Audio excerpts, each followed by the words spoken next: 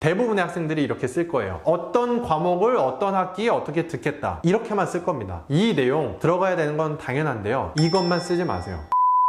네, 안녕하세요. 스카이 편입의 스카이 강쌤입니다. 오늘 이 시간에는요, 연세대 고려대 편입 자기소개서 및 학업계획서 작성 관련해서 제가 조언을 드리고자 합니다. 연세대와 고려대 전형부터 제가 조금 더 설명을 좀 드리자면요, 1차 연세대 같은 경우에는 전공 필답고사가 66%입니다. 그리고요, 1차를 통과하게 되면 2차 서류에 관련해서 33%에 해당하는 높은 비중을 차지하고 있고요. 그 서류에는요, 학점이라든지 혹은 자기소개서, 학업계획서, 그리고 우수성 입증 자료, 기타 등 이런 전반적인 부분에 대해서 평가를 한다라고 하고 있습니다. 고려대 같은 경우에는요, 일반 편입의 경우 1차 전공 필답고사가 60%, 그리고 2차 서류가 무려 40%입니다. 그 40% 서류에 해당하는 건요, 연세대랑 유사하다고 생각을 하시면 되고요. 고려대는 학사 편입의 경우 작년에 코로나여도 면접은 있었거든요. 그래서 60% 전공 필답고사는 동일하나 20%는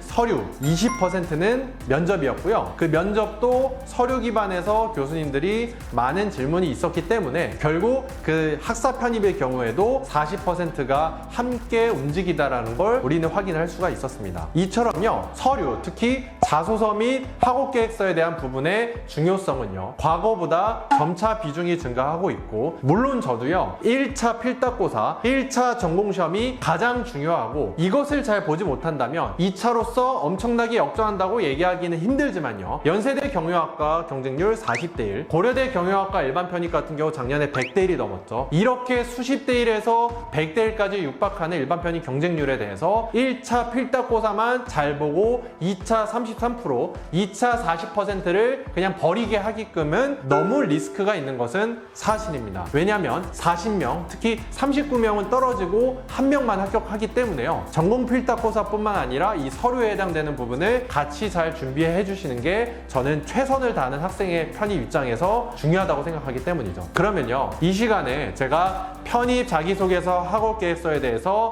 어떤 부분은 반드시 유의하고 이렇게 작성하지 마세요라는 부분에 대해서 간단하게 조금 조언을 드리고자 합니다. 첫 번째는요, 이 지원 동기에 대해서 논리가 약한 분들이 너무 많습니다. 대부분의 사람들이요, 내가 이전 대학에서 어떤 공부를 했었고 이런 부족함을 느끼고 이런 목표를 삼게 되어서 나는 최고의 관련 분야의 최고의 교수님들과 커리큘럼이 있는 연세대 경영학과에 지원하게 되었다. 40명 중에서 39명은 이렇게 지원하고요. 물론요, 전체적으로 봤을 때는 그렇게 문제가 있어 보이는 지원 동기가 아닙니다만 대부분 다 이렇게 쓴다는 게 문제인 거죠. 여기에다가 추가적으로 써야 돼요. 왜 연세대 경영해야 되는지, 교수님들에 대한 좀 더 추가적인 분석이나 커리큘럼에 대한 좀 더 추가적인 분석, 디테일하게 작성하시는 것이 중요하고, 그런 부분들은 저와 좀 더 일대적인 시간을 가졌을 때 제가 구체적으로 다 잡아드립니다. 두 번째는요, 본인의 솔직한 이야기를 너무 모두 다 가감없이 담지 않았으면 좋겠습니다. 자기소개서 같은 거 좀 작성을 할 때, 예를 들면 내가 학부 때 제대로 진로를 좀 찾지 못하고 방황해서 학점이 매우 낮은데 이런 부분들을 2학년 때 다시 생각을 해서 올리게 되었다. 보통 이렇게 쓰는 것이 옳게 보일 수도 있고 괜찮은 논리일 수 있으나 굳이 왜 그 얘기를 또 담아야 하죠? 차라리요, 2학년 때 잘했던 모습에 대해서만 좀 부강을 하시고요, 굳이 부족했던 부분에 대해서 그런 자기소개서에 담지 않으셨으면 좋겠습니다. 그런 부정적인 영향이 조금이라도 있는 것보다는 내가 더 나아진 삶, 내가 어떻게 열심히 했다라는 거, 현재 그런 더 향상된 그런 이미지나 혹은 스펙이나 상황에 대해서만 언급을 하셨으면 좋겠습니다. 그리고 세 번째는요, 장래 계획에 대해서 추상적으로 적지 않았으면 좋겠습니다. 대부분의 학생들이요, 장래 계획 항목 이런 거에 있어서요, 경제학과를 가서 어떤 사람이 되겠다라고 마무리를 하는 경우가 있는데, 그 어떤 사람이라는 것에 대해서 되게 차이가 있는 건 사실입니다. 그래서요, 어떤 그냥 경제학자가 되겠다, 어떤 마케팅에 관련된 전문가가 되겠다, 브랜딩에 관련된 전문가가 되겠다, 이 정도 자기소개서의 장래 계획은 모두가 작성하는 수준이기 때문에요, 되게 구체적으로 작성을 하셨으면 좋겠습니다. 구체적인 본인만의 색깔, 구체적인 본인만의 워딩을 담아서 장래 계획을 작성하셨으면 좋겠습니다. 네, 다음으로는요, 학업계획에 대한 쓰는 부분도 여러분들이 많이 고민이 있을 거예요. 대부분의 학생들이 이렇게 쓸 거예요. 어떤 과목을 어떤 학기에 어떻게 듣겠다, 이렇게만 쓸 겁니다. 이 내용 들어가야 되는 건 당연한데요, 이것만 쓰지 마세요. 이거는 다른 경쟁자들도 다 쓰니까 그런 기본적인 거 플러스 추가적으로 그 해당 학과에서 내가 어떻게 전공 능력을 키울지, 어떤 활동을 할지를요 더 구체적으로 조사하셔서 그런 워딩들을 담아내시는 걸 추천드립니다. 네, 오늘 이 시간에는요 제가 연세대 고려대 자기소개서 및 학업계획서에 대해서 이렇게 작성하지 말아주세요 라는 거를 몇 가지 설명을 좀 간단하게 말씀드렸고요. 추가적으로 어떻게 보완했으면 좋겠다라는 거를 일부 말씀을 드렸는데요. 만약에 자기소개서나 연구계획서에 대해서 혹은 학업계획서에 대해서 같이 미팅을 잡고 싶으시면 조금 일찍 연락을 주셔야 하고 온전히 그 학생만의 색깔이 담길 수 있게 같이 몰입해서 그 이야기 스토리를 만들어 나가고 진짜 그런 인생을 살게 되셨으면 좋겠습니다. 지금까지 스카이 편입의 스카이 강쌤이었습니다. 감사합니다.